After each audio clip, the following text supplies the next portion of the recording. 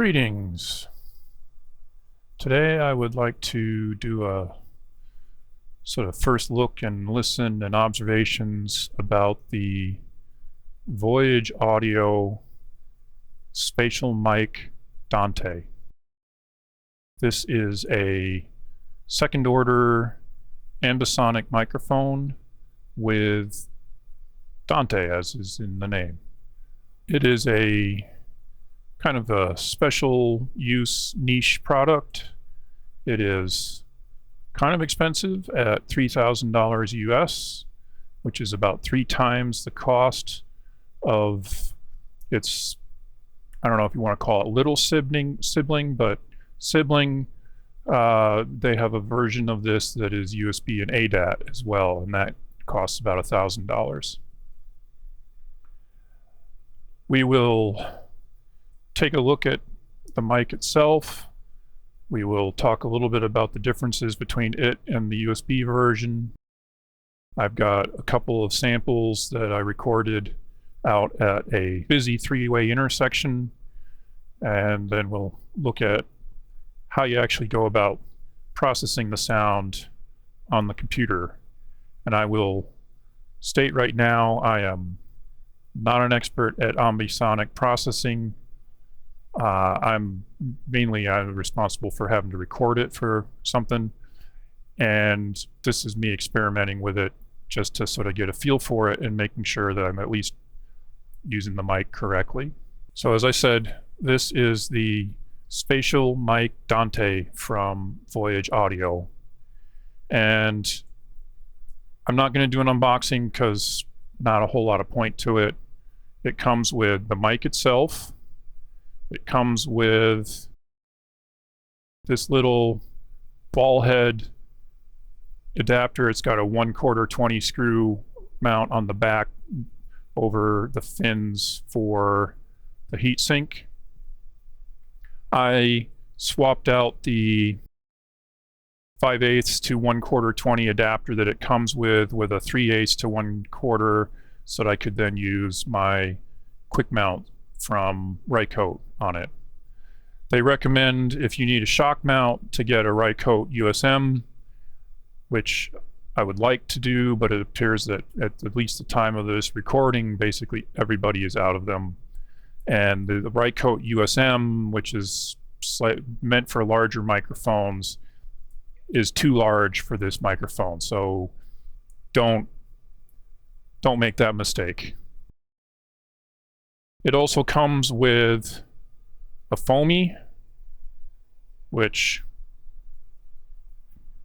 you're probably just going to leave on the mic because a lot of the time you're going to be recording outdoors, I imagine. And then I also purchased a Rycote windsock for it, and this fits over it kind of loosely, but it means that it also fits over the ball head sticking out so that it can actually cover most of the mic, as opposed to if it's just up here, it's kind of wobbly, and even if you try to tighten it down, it's not great, right? So you're probably gonna want it over the ball mount, or if you've got a shock mount down here, the shock mount's going to be at this level and you'd still be fine. It also, for some odd reason, came with one Velcro tie, even though there's no cables in the box. The thing that it did not come with, which I find kind of surprising, especially for a mic of this cost, is that there was no shock mount case or any kind of carry case to transport it with, which is a bit of a shame, right? So it means if you're going to own one of these, you're probably going to want to also account for and budget for getting a small Pelican and popping out some foam to fit this yourself, because you're going to want to protect a mic like this in transit to field locations. You can probably not see, but in here in the mic head there are 8 independent capsules. So what is an ambisonic mic, right? It is designed to capture sound and a full 360-degree sphere around you, not just in one axis, but in all axes. And that means that you can then process that in software to play on any number of speakers up to infinity, although obviously that's not practical. But you could have stereo in front of you. I guess you can't see my other arm, sorry. Stereo in front of you. You could have multiple speakers all around you and above you. You could process it into Dolby Atmos, etc. So you can make for a very immersive listening. The other thing you can do is process it into what is referred to as a binaural recording. And I mentioned that because the examples in this video I have processed into binaural, because binaural uses 2 channels, which is what YouTube supports without telling it it's surround sound. You can technically do first order ambisonics in YouTube, but then the video would also have to be a 3D video, and obviously this is not a 3D video. With binaural, instead of it just being stereo, it's actually designed for you to be wearing headphones, and that's why I mention this, because to get the most out of this video, you are going to want to wear headphones, preferably some nice headphones if you have them. And the reason for that is that binaural processing takes into account how humans hear. The 2 things that really contribute to you being able to locate a sound in space, whether it's to the side or in front or behind or a little bit of both or whatever, is that 1, your skull absorbs sound. If you think about listening to music in another room through a wall, what do you hear? You hear the bass sounds and not so much the mid-range, and almost not, you really don't hear any of the treble, right? Or upper range. And so voices sound muffled, but you're like that driving beat from the music, you can absolutely hear it, right? Well, your skull is a wall when it comes to how your ears hear. So if you have a sound that's on one side,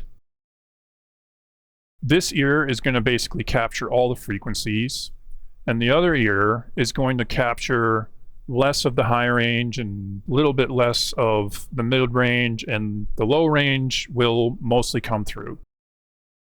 And your brain can detect that and helps to locate sound. The other thing it uses is the time difference of sounds arriving at one ear versus the other. Even though it's not very far and the differences are measured in nanoseconds, the sound is going to hit this ear just slightly before it hits your other ear, right? And so binaural processing takes that sphere of sound around you and applies a bunch of math to do those calculations to trick your brain into thinking you are hearing something coming from a specific location like you would in the real world. I've mentioned second order, so what does that mean? If you have a microphone in whatever your primary listening position is, right? Zero order is just like an omni mic that picks up everything in all directions, and there is no directionality to it. A first order mic has a total of 4 capsules to do it right, and adds X, Y, and Z capture to it, right? So you get some directionality, but it's kind of coarse. Second order adds yet more mics, which allows you to more precisely locate sounds in that sphere around you. Third order is yet more mics. You can keep adding mics up to infinite order. However, that's not in the real world really practical because of, I mean, you can get into mic arrays that get you higher orders, but generally you're not going to find mics above third order that are something like this, where it's one device that you can place somewhere to capture sound. That mathematically you can take anything and scale it up, but having a higher order microphone allows you to capture more precise sound location than orders below it. And so that's one of the reasons why I was interested in this mic, is it's a second order mic and it has Dante. Whereas you can, for a lot less money, I think Zoom has one that's like $300. Rode, that's a first order. Rhodes, I think, is what, something like $700 or $800. Sennheiser has their Ambio, which is like $1,200. So a little bit more than the USB version of this, and the USB version of this is second order, so you might want to consider the USB version if you're not interested in what makes the Dante version the Dante version. So with that little background on ambisonics and on binaural out of the way, let's talk a little bit about what are the differences between the Dante version of this mic and the USB version, which I do not have and have not used. First and foremost is obviously what's in the name. It's Dante based, right? So this has no physical controls on it, and I'll get to that in a moment. That's kind of unfortunate. All it has is an Ethercon port on the bottom for an Ethernet jack. There isn't even a separate DC input, which I'll also get to. So you can, whether you use an Ethercon connector or just a regular Ethernet cable, both will work. And so you get Dante data over this. It powers the microphone, and also they have an app to configure and control the microphone. The second difference is that this has slightly improved capsules compared to the USB version, to the amount of, I think it's like a 4 decibel difference in noise floor. So it's 4 decibel lower noise floor than the USB version. In practicality, is that going to make a big difference when you're recording outdoors, getting ambiance or whatever it is you're recording? Probably not, because ambient noise levels are going to be well above the noise floor anyway. In the testing I've done so far, I have not had an issue with the noise floor on this thing when recording in a real life situation. You know, it's not like you're going to, putting this in an anechoic chamber and recording an anechoic chamber is probably not that interesting unless you're trying to do something where you're like trying to create sounds for a VR game or something, and you want it to be just the voices or whatever it is you're picking up for a particular sound that's going to get mixed with audio later and music in the background of the game, in which case the noise floor still isn't going to matter. And then the third difference is, as I said, there are no physical controls on this microphone. And that, to me, is a downside. The reason I went with this mic over the USB version is that with Dante, you can place the mic pretty much anywhere, because one cable to record everything and to power it, which can be a double-edged sword. I'll get to that as well in a moment. If you have a field recorder that supports Dante, like an 8 series from Sound Devices, either the 888 or the Scorpio. If you've watched any of my videos, you know I use a Scorpio. You can record all 8 channels out of this microphone, and you don't need a computer. Which is nice when you're out in the field, because lugging around a laptop or something, not the greatest. Also with USB, you know, USB cables have a maximum length of about 15 feet or 5 meters, unless you're using some kind of active cable to try to get it longer, right? Or a fiber optic cable. But a fiber optic cable is not going to provide power to the mic, so then you have to use the DC in on the mic, which at least it has, and you're going to have to be close to the mic. You can't set it up and then step back from it a bit, because like the flexibility, you know, Ethernet, you can be up to 100 meters, 300 feet. So much more flexible to have the Dante version and record into a field mixer than trying to carry around a laptop. So a lot less clunky. Downside, of course, of this having no controls is there's no volume knob like on the USB version, and that's my real frustration with the testing I've done so far. In order to change any of the settings on this mic, you have to use the computer app, and it does have an option to save your current settings to the mic so that it will remember them the next time it powers up. Although I did have one time where it didn't remember it, and that kind of freaked me out. I was during my testing before I went out with it. And even though I had saved the settings to it, when I then tried connecting it directly to the Scorpio, it wasn't showing up. Hooked it back up to the computer, and the settings I had saved weren't there. Saved them again, and then I sat there and proceeded to reboot, power cycle the mic 5 or 6 times to make sure it remembered them, and it did, so I started to feel more comfortable with it. And when I went out, it worked. But again, the problem is you can't adjust the gain on this microphone without that app on the computer. And there's no mobile version of that app. It's only Mac or Windows. So you're back to, you'd have to be carrying around a laptop with you out in the field if you want to change the gain settings on this microphone. And gain settings are the thing I've sort of had the most frustration with. I set the internal gain on this to 24. Goes up to, I think it's either 32 or 36.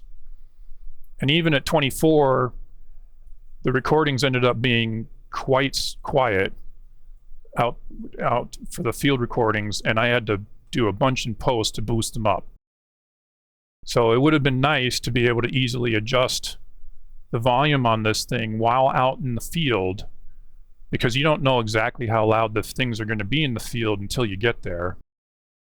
But I didn't want to bring a computer with me. I just wanted to bring my field recorder. But you can, again with Dante will remember settings from when powered off, so you can set your field recorder to subscribe to the 8 channels on this mic, and then when you power up out in the field, you don't have to have a computer to do Dante controller to set up the subscriptions, because it'll just remember it, and that works. Dante's done that for a decade. The other thing I wish this had, although it's less critical, is I wish it still had that DC input. When you're out in the field, you're going to have to provide power, right? In the Scorpio, or the 8 series in general, and actually I don't think the Kantar did it either, although unfortunately Aiton has gone into bankruptcy and is no longer selling the Kantar. They don't do PoE output. So you have to figure out a way to power this. And if it had a DC in or a USB-C in or whatever, you could just use a USB power bank and boom, Bob's your uncle. Those are, you can get them in any size you want, easy to strap to a pole and power the mic. What I had to do is I found this. This is a generic, no-name Chinese. If you go on Amazon, you'll find about 6 different sellers of this, not just sellers, but manufacturers of this, but they're clearly the same device that's being OEM'd in one place. This is a 1-channel PoE injector that will pass gigabit Ethernet. They label it as a industrial device. You know, it's got teeth for DIN railing it. Obviously, I don't need to DIN rail it. And then it has, you know, a very basic DC connector, and this will take anywhere from 12 to 48 volts in and convert it to PoE power at 48 volts.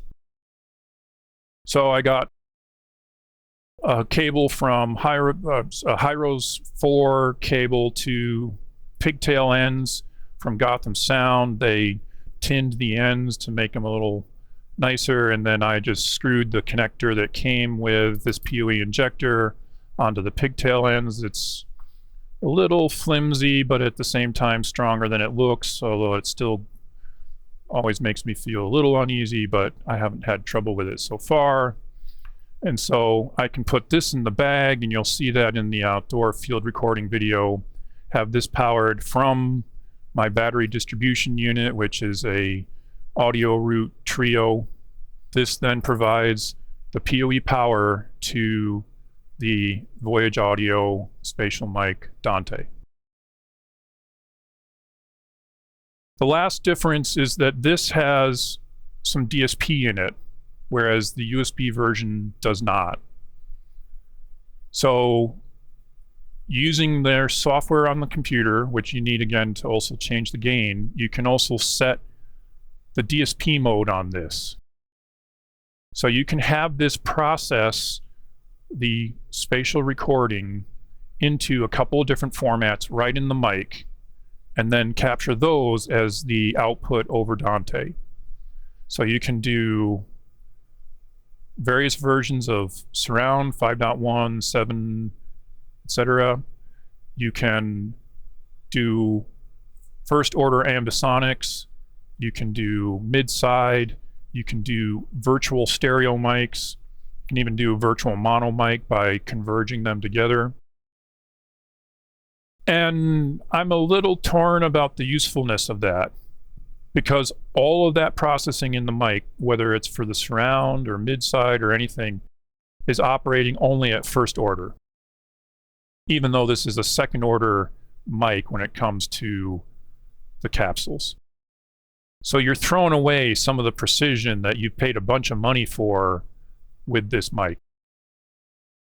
So I think the practicality of it is that you're going to probably just leave it in raw mode all the time, because you're going to want all 8 raw channels so you can process them in post afterwards and get the full benefit of second order.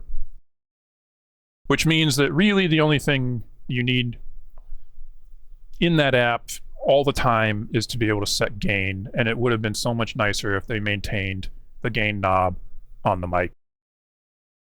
So 3 times the price. Does the DSP being Dante and the slightly better capsules warrant 3 times the price? Well, the DSP and the slightly better capsules, I think probably not. But the Dante is definitely an advantage for me, because it means I can use it with a field recorder and not have to carry a computer out into the field. And even if you're doing something where you're recording inside, it means that you can have this a good distance away from your recording station, because, as I said before, Ethernet up to 100 meters, 300 feet. Much further than you can get over USB. And yes, technically the USB version also does ADAT, which can go further than USB. It's not the 100 meters that you can do with Ethernet, but ADAT means that you still have to have an interface of some sort on the computer that does ADAT. Those tend to usually not be tiny devices. They're usually a rack mount studio gear, etc. So not really convenient for carrying around in the field. So while the price is definitely bill of materials wide, doesn't make sense, the freedom to just take a field recorder with this, I think, is a big win. Whether it's enough for you or not, that's up to you to decide. So now, the next thing is I'm going to roll a couple of field recording tests. One where I use the foamy, and the other where I use the windsock. It was not particularly windy when I did these tests. To me, there's not a huge difference in the sound between the two with regards to at least wind noise, but you can be the judge of that. Both of those recordings are maybe a bit too long, so I have put chapter markers in this video for a variety of places. So if you've heard enough of one of them, feel free to use the chapter markers to skip ahead. After we do the field test recordings, I will do a clip where I show you how I processed those recordings on the computer, as well as a little quick overview of the app that's used to control the microphone as well. So without further ado, field recording. Okay, so here, it's a little behind the scenes. We're at a three-way intersection.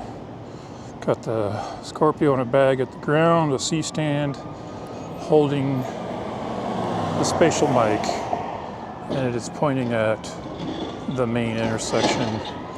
And then we've got over to the right and over to the left. And then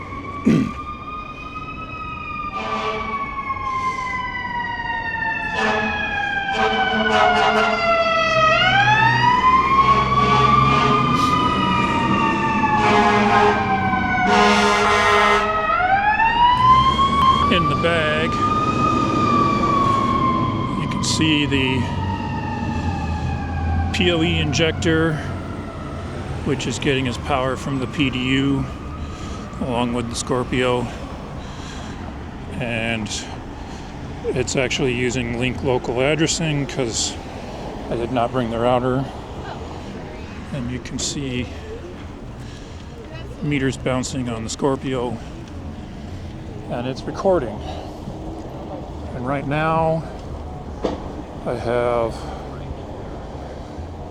just the foamy that the mic comes with on it, so we can see, get an idea of what kind of wind rejection that provides. And after we let this record for a little bit, I will switch it over to a Rycote Dead Cat.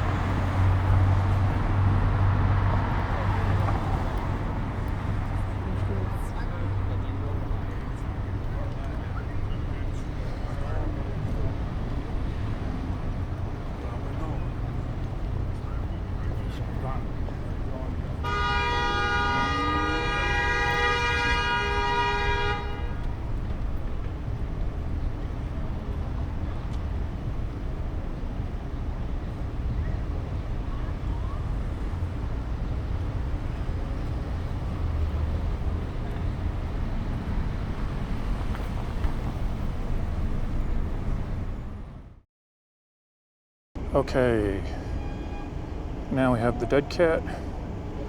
We will see if there's any noticeable difference in wind noise.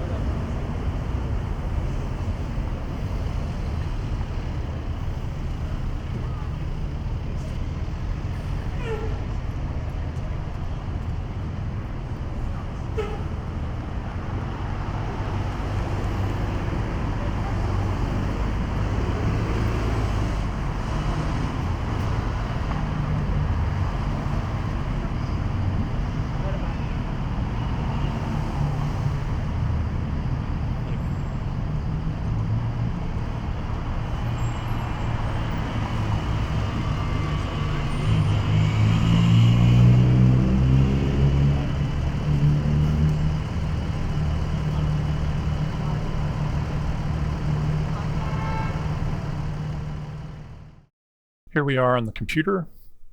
As you can see, I have Reaper open. This is an evaluation license, as I had to download it specifically for the purposes of processing the spatial audio for this video. I initially tried to do the processing in Resolve itself, version 18.6, but that did not work. The plugin to convert the raw audio from the spatial mic does not work in Resolve. And from a little bit of Googling, it seems like a lot of Ambisonic plugins don't really work very well in NLEs like Resolve.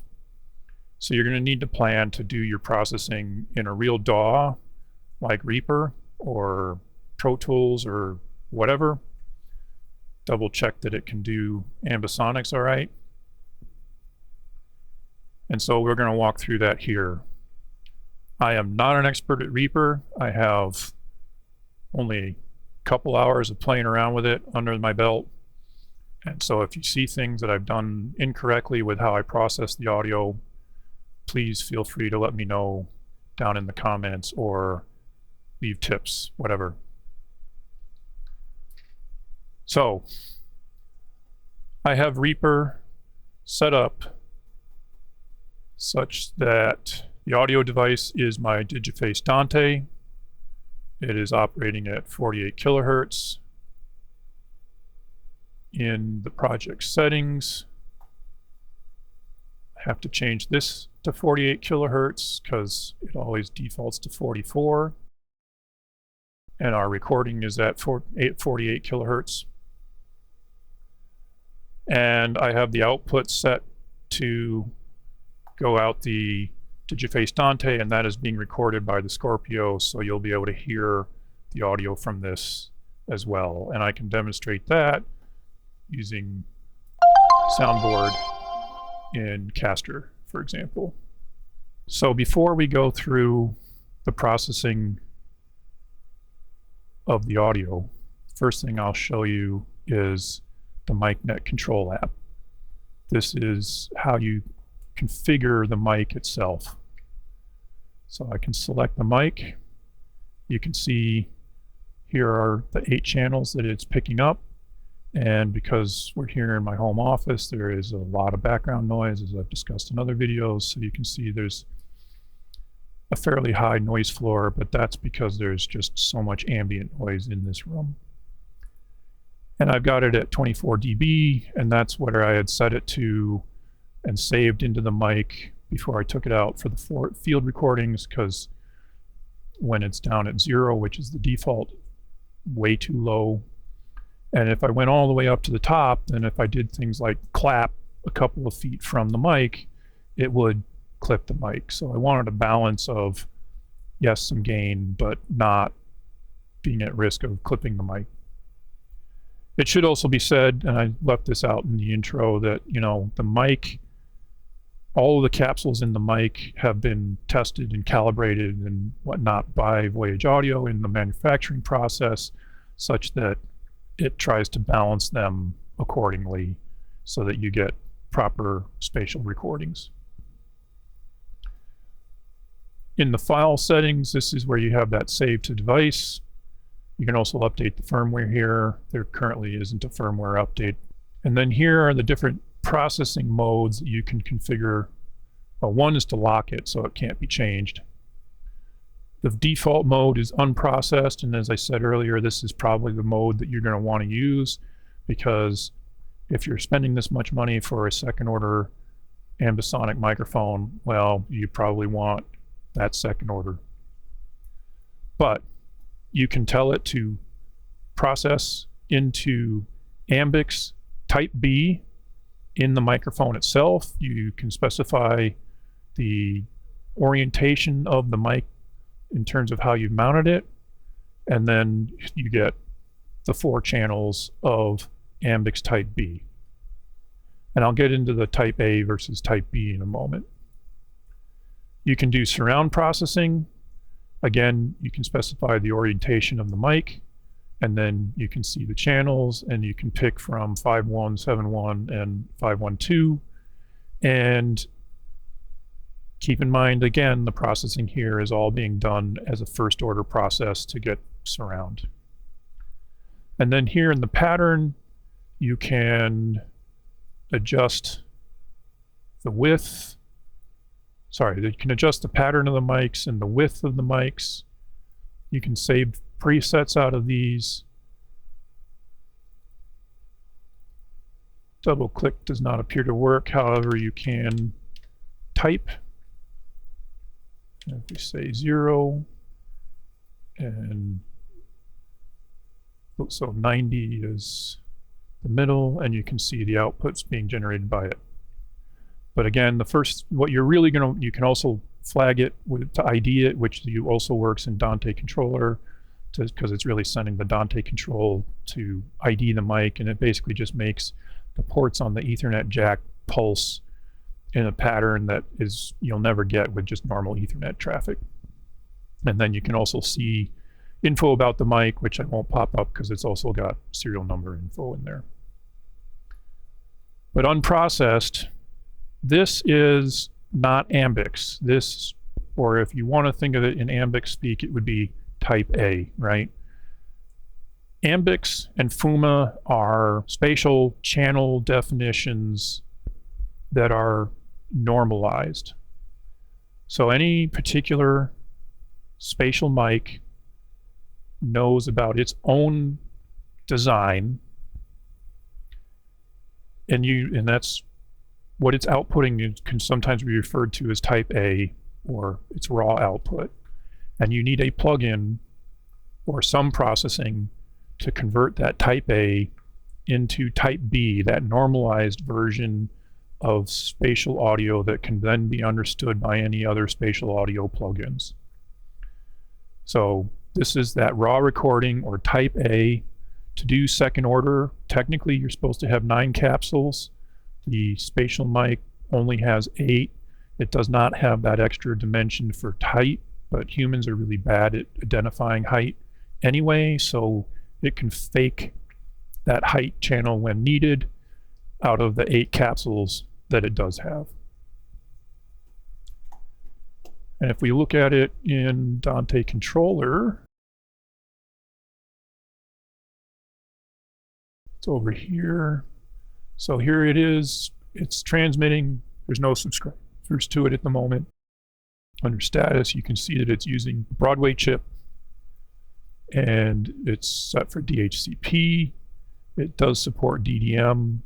You can record at up to 192 kilohertz if you want, whereas the USB mic, I guess that's one other difference I forgot to mention. The USB mic only goes up to 96 kilohertz.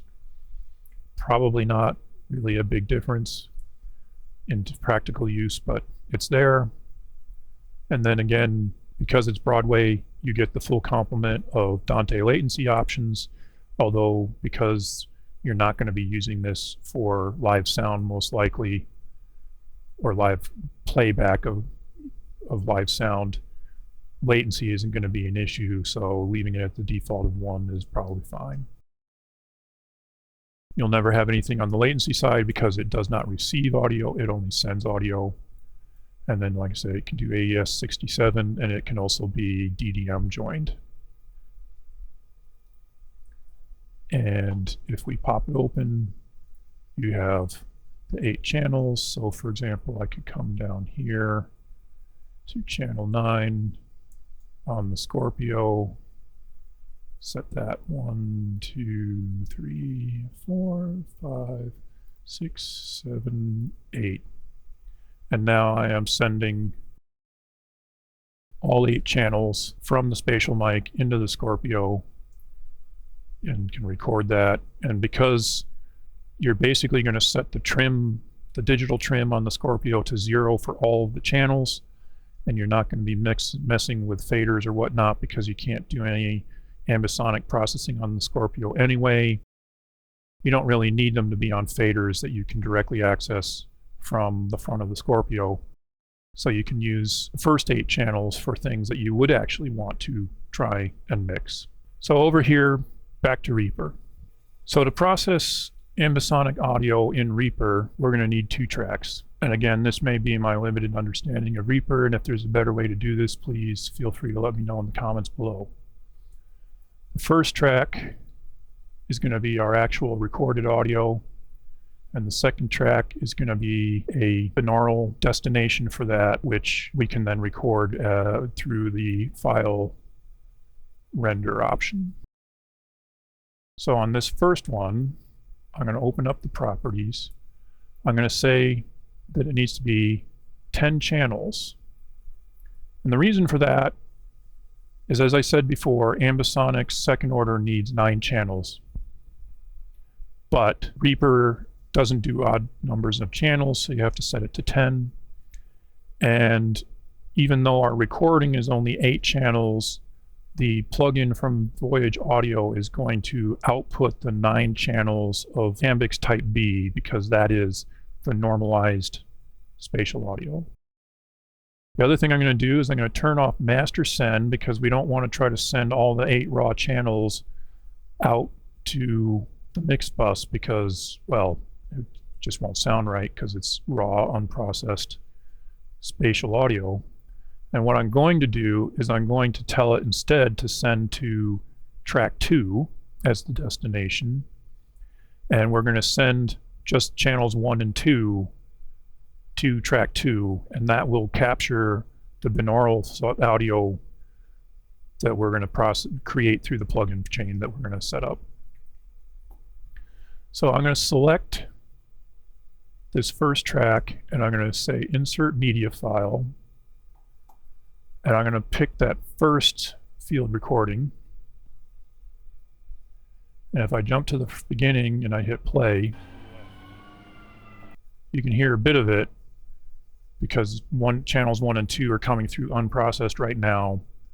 And that would be the Omni channel and the first channel of the first order Ambisonic, which is also what you would use if you were doing mid-side processing. And I'm going to open up the plugins for this channel, and I'm going to do SPA filter. And so the first thing I'm going to do is I'm going to pick the Spatial Mic Converter. And this is the plugin from Voyage Audio itself. And you can see, let's drag this down a little bit more so it's more in the center. When I hit play, you can see the processing over here, the input channels. This is what is generating as the output. The levels are kind of loud. Here comes that fire truck. And you will start to see in the visualization that you got red on the right a bit, and then it's going to move over to the left. Now, you're not really going to hear this at the moment accurately in the headphones for that, because we're not actually doing any of the binaural processing yet. We're just converting the Type A raw recording from the spatial mic into an AmbiX format second order. And we can do other things here. We can go to FUMA, which is another, basically changes the order of the channels, but is a way of handling normalized spatial audio. We can generate mid-side. We can generate surround sound in more formats than you could on the mic itself with the DSP processing. You also have that virtual mic where you can set up to create different types. So here it's figure 8, or 4 different types of processing, and then you can control the width and the pattern similar to like you could on the mic itself, except that here the processing is being done as second order.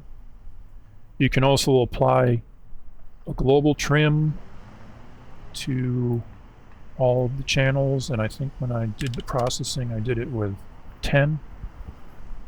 So again, that fire truck at the beginning is going to end up clipping, but the rest of the audio is actually becomes a lot clearer. And actually, even in Resolve, I then had to bring it up.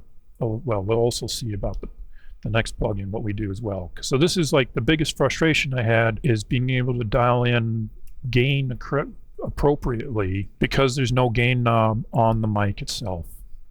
And I didn't want to bring a laptop with me to be able to remotely control the mic.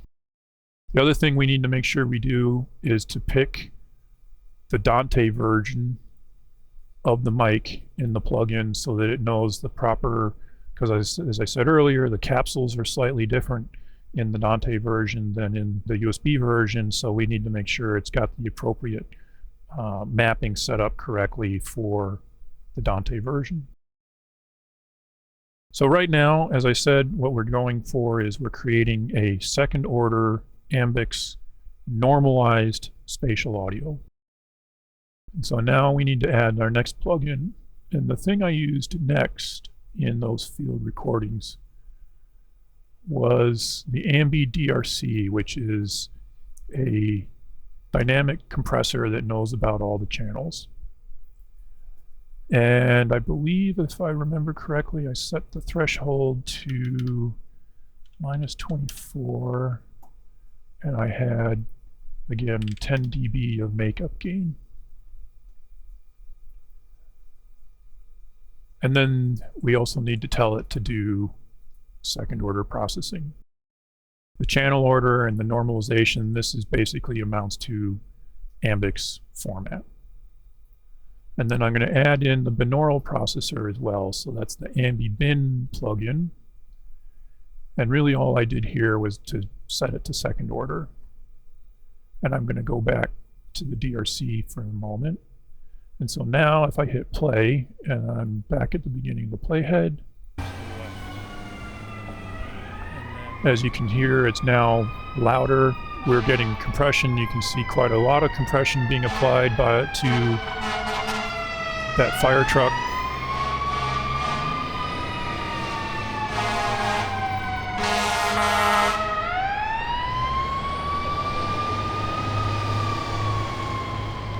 And you could hear it go from right to left.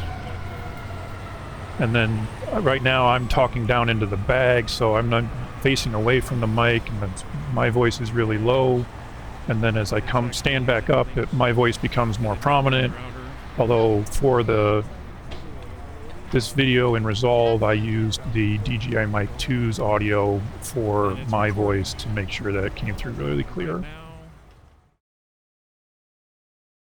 So that's how I did the processing to convert from 8-channel raw recorded by the Scorpio into a 2-channel binaural recording. The last step, of course, is you go to render. I chose, well, actually, for that, got to make sure that I have track 2 selected, do file render, pick a name for the file, obviously, make sure to set it to 48 kilohertz. And then, although probably not really necessary, but because of that fire truck being really loud, I set it to 32-bit floating point to make sure that it would not clip in the recording being output, because of course Reaper's doing 32-bit internally, right? So it's not going to clip itself. And then, you know, render file, which I'm not going to do because it's already there. But that's how the processing was done. Again, I am no Reaper expert. I'm also not really an Ambisonics audio processing expert. I'm the guy that has to capture it. If you have any thoughts or comments or feedback on things that could be done better, please let me know. Thanks. So that has been a quick first look at the Voyage Audio Spatial Mic Dante. If you have any questions, please let me know in the comments down below. Thanks. Cheers.